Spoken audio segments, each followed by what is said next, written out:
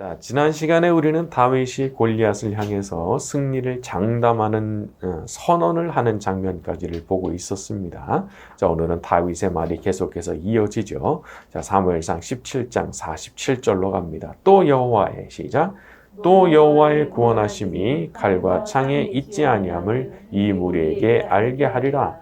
전쟁은 여호와께 속한 것인즉 그가 너희를 자, 여호와의 구원하심이 칼과 창에 있지 않음을 이 무리에게 알게 하겠다. 자, 누군가 알고 있는 그 사람이 가르쳐 주는 겁니다. 자, 이스라엘 백성이 누굽니까? 하나님께서 택하신 백성이잖아요. 그런데 신기하게도 하나님의 구원이라는 게 사람의 칼과 창에 달려있는 게 아니다. 이 사실을 이 순간에는 까맣게 잊어버리고 있는 거예요. 그래서 하나님께서 때때로 이렇게 다윗 같은 인물들을 통해서 깨우쳐 주시는 겁니다. 우리가 잊어버리고 살았던 그 사실에 대해서 다시 한번 기억을 일깨워 주시는데 어떤 사람을 통해서 일깨워 주는 거예요.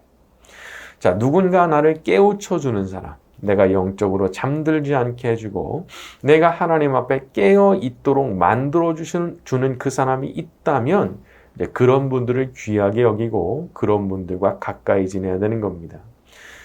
저도 그런 분들이 몇 분 있거든요. 그래서 그런 분들을 이렇게 좀 만나고 나면은 이것도 저 자신을 좀 돌아보게 되고, 내가 정말 똑바로 하고 있나? 그런 생각도 하게 되고 말이죠. 그러니까 그런 분들을 만나고 오는 것이 참 저한테 영적으로 유익이 돼요. 그래서 우리가 그런 분들을 이제 할 수 있으면 정말 가까이 해야 되는 거죠. 자, 그리고 다윗이 한 말도 중요한 말이죠. 하나님은 승리를 하기 위해서 칼과 창을 의지할 필요가 없는 분이라는 겁니다. 인간의 눈에는 그게 전부로 보일 수 있죠. 아니, 칼이 없는데, 창이 없는데 어떻게 이겨요? 그런데 그때가 바로 하나님께서 일하시기에 가장 적합한 때입니다. 왜? 칼과 창이 없으니까 여기서 승리가 주어진다면 그것은 100% 하나님이 하신 일이라고 밖에는 설명이 안 되거든요. 설명이 안 돼요. 바로 요거. 그래서 하나님께서 때때로 들판에서 양치던 그런 소년을 사용하기도 하시는 겁니다. 하나님의 영광을 위해서 말이죠. 그러니까 이 승리는 다윗이 위대해서 승리하는 게 아니고 하나님이 위대하시기 때문에 이루어지는 승리라는 것을 보여주는 사건인 거예요. 우리가 그런 걸 잘 생각해야 됩니다. 내가 잘해서 승리하죠? 그러면 내가 잘한 줄 알아요. 그런데 내가 할 수 있는 게 아무것도 없는데 승리가 주어졌어요. 아니, 그러면 이 승리의 원인이 뭐냔 말이에요. 하나님밖에 없으시거든요. 그런 방식으로 하나님께서 영광을 받으시는 겁니다. 자, 칼과 창이 없다고 큰일입니까? 우리 눈에만 큰일이지 하나님께는 아무 문제도 되지 않고 장애도 되지 않은 거죠. 아니, 없으면 만들어서라도 되게 하실 수 있는 분이 하나님이신데, 창조주시잖아요. 창조도 만들어내실 수 있는 분이신데. 그러니까 자기에게 생긴 문제를 하나님보다 더 크게 생각하는 사람은 안타깝게도 계속 지는 전쟁을 할 수밖에 없습니다. 하나님은 그런 사람을 별로 안 기뻐하시거든요. 그냥 보면은요, 문제가 하나님의 문제가 하루 종일 문제만 쳐다보면서 한숨 쉬면 아니 대체 뭐가 하나님이냐는 거예요. 아니 하나님을 바라봐야지 문제를 하루 종일 묵상하고 있으면 아니 그게 하나님 노릇하는 거잖아요. 자, 우리가 하나님 앞에 딱 서면 언제나 문제를 위에서 내려다보는 믿음을 가진 사람이 돼야 되는 겁니다. 위에서 내려다봐야 되는 거예요. 문제는 작은 겁니다. 문제는. 이 문제라고 하는 것은 인간이 보기에만 큰 거지 하나님 보시기에는 아무것도 아닌 거잖아요. 우리가 살아가고 있는 이 지구라고 하는 행성도 거대한 우주의 관점에서 보면은 떠다니는 먼지 같은 건데 그런 광대한 우주를 만드신 분 앞에 우리가 지금 마주대하고 있는 그 문제 자체가 뭐 얼마나 대단한 거 같냐는 거예요. 정말 아무것도 아닌 거잖아요. 먼지나 티끌보다도 못한 거잖아요. 자, 전능하신 하나님, 위대하신 하나님께서 역사하실 때 우리도 우리의 모든 문제들을 능히 뛰어넘을 수 있는 힘을 얻게 될 줄로 믿습니다. 자, 우리 48절과 49절로 갑니다. 블레셋 사람이 시작. 블레셋 사람이 일어나 다윗에게로 마주 가까이 올 때에 다윗이 블레셋 사람을 향하여 빨리 달리며 손을 주머니에 넣어 돌을 가지고 물매로 던져 블레셋 사람의 이마를 치매 돌이 그의 이마에 박히니 마치 영화의 한 장면을 보는 듯하죠. 다윗이 달리며 그것도 빨리 달리며 돌을 물매에 넣어서 던지고 그 돌이 이마에 박혔다는 겁니다. 자, 당시에 물맷돌로 쓰이던 돌은 크기가 테니스 공만 했다고 그래요. 테니스 공. 그런데 이게 얼마나 무시무시한 속도로 날아갔는지 이마에 박혔다는 거예요. 이마에 박혔다. 이게 맞고 튀어나오는 게 아니고 그냥 박혀버렸다. 그래서 골리앗이 그 자리에 쓰러졌다는 거죠. 아마 골리앗이 자기의 최후가 이렇게 될 거다 상상을 했을까 싶어요. 아마 전혀 상상 못했겠죠. 자, 사람의 인생이 그런 것 같습니다. 예측이 안 되는 거죠. 상상 불허의 일들이 일어나는 겁니다. 다윗의 입장에서도 자기가 전쟁터 나가가지고 골리앗이라는 거인을 쳐서 쓰러뜨리고 한순간에 국가적 영웅이 되리라고 상상했겠어요? 그런데 그런 일이 일어난 거죠. 그래서 한 사람은 예기치 못한 비극적인 일을 겪게 되고 또 한 사람은 예기치 못한 급부상을 경험하게 된 겁니다. 여러분, 좋은 일, 안 좋은 일, 인생에 어떤 일이 어떻게 벌어질지는 하나님만 아시는 겁니다. 하나님만. 그래서 우리가 매사에 겸손하려고 하는 거죠. 매사에. 제가 알았던 어떤 분 너무 잘 되셔가지고 막 요트도 사시고 뭐 롤스로이스도 타시고 그러셨는데 갑자기 병에 걸려서 돌아가시더라고요. 갑자기 병에 걸려서 돌아가시더라고요. 그러니까 사람이 항상 오늘 주신 삶에 감사하면서 살아가야 되는 것 같아요. 어떤 일이 벌어질지 모르니까 자기의 삶을 좋으신 하나님께 맡기고 하루하루를 겸손하고 소박한 마음으로 감사의 마음으로 살아가야 되는 거죠. 사람이 작은 행복을 누릴 때 즐거운 거 아니겠습니까? 우리는 우리의 인생을 좋으신 아버지 하나님께 다 맡기고 살아가는 사람들이잖아요. 그래서 우리 인생에도 뭐 예측 불허의 일들이 생기긴 하지만 그래도 안심하고 살아가는 겁니다. 왜? 아니, 난 다 맡겼으니까요. 나는 살고 죽는 거 하나님께 다 맡겼으니까요. 나 흥하고 망하는 거 하나님께 다 맡겼으니까요. 자, 선하신 하나님 아버지께서 우리가 이렇게 우리의 삶을 맡기고 겸손하고 소박한 마음으로 살아갈 때 우리를 기뻐하시고 우리에게 더욱 큰 복을 내려주실 줄로 믿습니다. 자, 우리 50절과 51절로 갑니다. 다윗이 시작.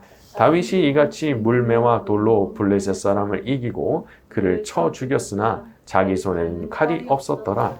다윗이 달려가서 블레셋 사람을 밟고 그의 칼을 그 칼 집에서 빼내어 그 칼로 그를 죽이고 그의 머리를 베니 블레셋 사람들이 자기 용사의 죽음을 보고 자, 50절에 자기 손에는 칼이 없었다라고 말을 했죠. 이게 무슨 뜻이냐면 칼도 없이 이겼다, 이제 그 뜻입니다. 그래서 세번역 같은 경우는 그는 칼도 들고 가지 않고 블레셋 사람을 죽였다, 이렇게 번역을 했어요. 자, 칼이 없다고 낙심할 필요 없는 겁니다. 하나님은 칼 없이도 이기게 하시는 분이시기 때문에 이 칼이라고 하는 것이 참 보기에도 멋지죠. 누군가 그 칼을 딱 손에 잡으면 전투력이 한 10배는 상승하는 겁니다. 그러니까 무술을 전문적으로 한 사람도 칼 든 사람을 함부로 상대할 수 없다고 그러잖아요. 그 정도로 칼이라고 하는 것이 전투력을 엄청나게 상승시켜 주는 겁니다. 그러나 하나님은 그런 칼이 아니어도 초라한 목동의 돌멩이로도 아주 그런 승리를 거두게 하시는 거죠. 자, 우리에게 겸손과 아울러서 또 다른 중요한 덕목이 있다면 그것은 믿음입니다. 믿음. 히브리서 11장 6절 믿음 없이는 하나님을 기쁘시게 하지 못하나니 하나님께 나아가는 자는 반드시 그가 계신 것과 또한 그가 자기를 찾는 자들에게 상 주시는 이심을 믿어야 할지니라. 믿어야 할지니라. 이 믿음이 없이는 하나님 기쁘시게 못한다 말씀했잖아요. 그러니까 믿음이 없어도 되는 게 아니에요. 반대로 이렇게 믿음을 딱 가지게 되면 또 어떻게 되는 겁니까? 그 믿음이 하나님을 기쁘시게 하는 믿음이 되는 거죠. 하나님 아버지, 제가 상황이 이렇지만 하나님께서 모든 것을 통제하고 계시는 것을 믿습니다. 제가 참 두려운 가운데도 하나님을 의지하고 나아가오니 제게도 다윗과 같은 승리를 내려 주시옵소서. 딱 이렇게 하나님을 향한 굳은 신뢰와 믿음으로 나아가는 그런 기도를 드리면 하나님께서 그런 기도를 들으시고 그 믿음대로 이제 축복을 해주시는 거죠. 또 유명한 구절 있죠. 마태복음 9장 28절. 예수께서 이르시되 내가 능히 이 일 할 줄을 믿느냐? 주여 그러하오이다 하니 너희 믿음대로 되라 하시니 그 눈들이 밝아진지라. 예수님께 나왔던 맹인들에게 예수님 하신 말씀이에요. 내가 그렇게 할 수 있다는 것을 믿느냐 물으시고 너희의 믿음대로 되라 말씀하시는 그 순간 그냥 눈이 떠져 버린 거예요. 너희의 믿음대로 되라. 얼마나 이게 참 놀라운 말씀인지. 믿음이 준비된 사람들한테 주시는 축복의 말씀이에요. 믿음이 준비된 사람들. 믿음이 준비 안 됐으면 어떻게 됐겠어요? 안 떠진 거예요. 안 떠진 거예요. 신앙생활에 있어서 믿음은 필수입니다. 물론 구원에 있어서도 필수지만 이 땅을 잘 살아가는데도 필수죠. 믿음 아니면 넘어갈 수 없는 일이 많이 일어나거든요. 많이 일어나거든요. 이 세상에는 우리 그리스도인들도 정말 넘어가기 힘든 문제들 많습니다. 하지만 우리에게는 뭐가 있어요? 믿음 있잖아요. 믿음. 하나님이 역사하시도록 만들 수 있는 그런 믿음. 우리가 그런 믿음을 가질 때 우리 하나님께서 우리의 믿음을 통해서도 놀라운 일을 행하실 줄로 믿습니다. 자, 우리 52절로 갑니다. 이스라엘과 시작.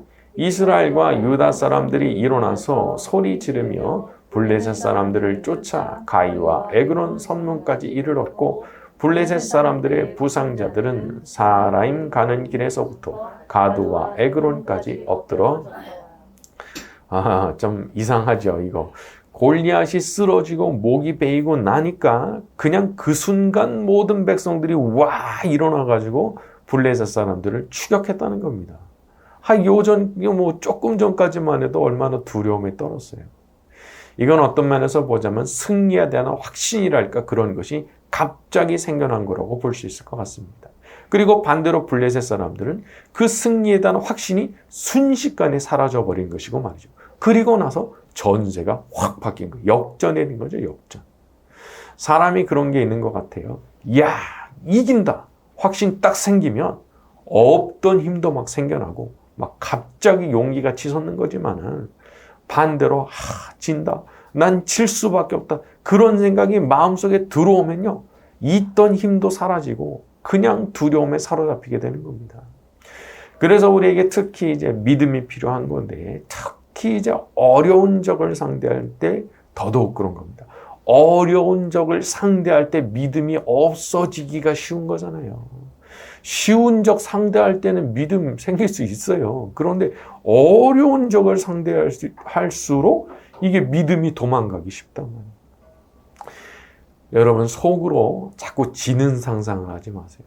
실패할 것 같다는 생각을 하지 마세요. 그거 이미 생각에서부터 진 겁니다. 그리고 그런 생각을 가지고 있는 한 이길 수가 없는 거예요. 여기 이스라엘 백성들처럼 그냥 숨기 바쁜 거예요. 숨기 바쁜 거. 자, 어떤 믿음이 필요합니까? 다윗까지 담대한 믿음. 다윗같이 담대한 믿음. 하나님께서 이번에도 나와 함께 하실 것이다. 하나님께서 이번에도 나를 구원하실 것이다. 그런 믿음이 딱 있어야 되는 거죠. 겸손과 불신은 완전히 다른 겁니다. 불신은 불신이에요. 하나님 못 믿는 거예요. 여기는요, 아무 유익이 없습니다. 얻을 수 있는 게 하나도 없어요. 그게 불신이에요. 불신은 얻을 게 하나도 없어요. 하나님 믿지 못하는 불신. 자, 이 다윗의 모습에서 우리가 뭘 배웠습니까? 그 믿음 배운 거예요. 믿음. 이스라엘 백성들이 다 하나님의 백성들이라고 스스로 자부심을 가졌던 사람들이지만 골리앗 앞에 섰을 때 어떻게 됐어요? 믿음 다 잃어버렸잖아요. 믿음 다 잃어버리고. 하지만 다윗은 어땠습니까? 전혀 그 믿음이 손상되지 않았던 겁니다. 사자든 곰이든 거인이든 상관없다. 지금까지 나를 도와주셨던 그 하나님께서 나를 도와주시면 반드시 이기게 될 것이다. 참 이거를 이렇게 이 어린 소년 다윗이 참 이런 마음을 먹었다는 게 참 놀랍다는 생각이 들어요. 그리고 그런 것들이 엄청난 그런 은혜랄까, 능력이랄까, 축복이랄까 그런 걸 경험하게 만든 거죠. 우리가 우리 힘으로 이기려고 들면 그 이기겠습니까? 내가 물리적으로 골리앗하고 싸워서 어떻게 이겨요? 불가능한 거잖아요. 하지만 전능하신 하나님께서 함께 하시면, 전능하신 그분께서 날 도와주시면 할 수 있는 겁니다. 할 수 있는 거예요. 믿음은 그런 거예요. 어떻게 보면 안 믿겨질 때 믿는 게 진짜 믿음이에요. 안 믿겨질 때, 상황을 볼 때 안 믿겨져요. 이게 도대체 달라질까? 이게 도대체 변화가 일어날까? 정말 내가 이길 수가 있을까? 생각이 들 때 가지는 믿음이 진짜 믿음인 거예요. 여기 시험이 있는 겁니다. 시험. 여기에 테스트가 있는 거예요. 큰 어려움 앞에서 자꾸 두려움이 생기고 숨고 싶은 마음이 생기면 하나님 앞에 엎드려 기도해야 됩니다. 어떻게 해요? 믿음 달라고, 믿음을 달라고. 그 믿음, 다윗에게 있었던 것 같은 그 담대한 믿음. 아버지, 저도 그거 없이는 못 살겠으니까 제게도 그 믿음을 좀 주십시오. 그 믿음을. 사람이 믿음 잃어버리면 마음이 계속 흔들립니다. 하루 종일 흔들립니다. 그 미치고 팔짝 뛰는 거예요. 그러나 믿음이 아주 그냥 거대한 어떤 쇳덩어리처럼 그냥 내 안에 딱 자리 잡고 있으면은 괜찮은 거예요. 뭐가 일어나도 괜찮은 거예요. 그러니까 그런 믿음을 달라고 우리가 기도해야 되는 거죠. 우리 하나님은 정말 좋으신 분이시기 때문에 내가 믿음을 달라고 기도를 드리면 진짜 믿음 주시는 줄로 믿습니다. 이 마음에 믿음이 딱 생겨났을 때 없던 힘이 다시 생겨나고 사라졌던 용기가 다시 돌아오게 되고 사기가 올라오는 이제 그런 축복이 주어지게 되는 거죠. 오늘 우리가 함께 이렇게 모여서 기도할 때 주님께서 우리에게 믿음을 불어넣어 주시고 없던 용기가, 없던 사기가 올라가게 만들어 주시는 축복을 내려주시기를 예수님의 이름으로 축원합니다. 자, 이제 우리 말씀 여기까지 하고 같이 기도하는 시간 가지겠습니다.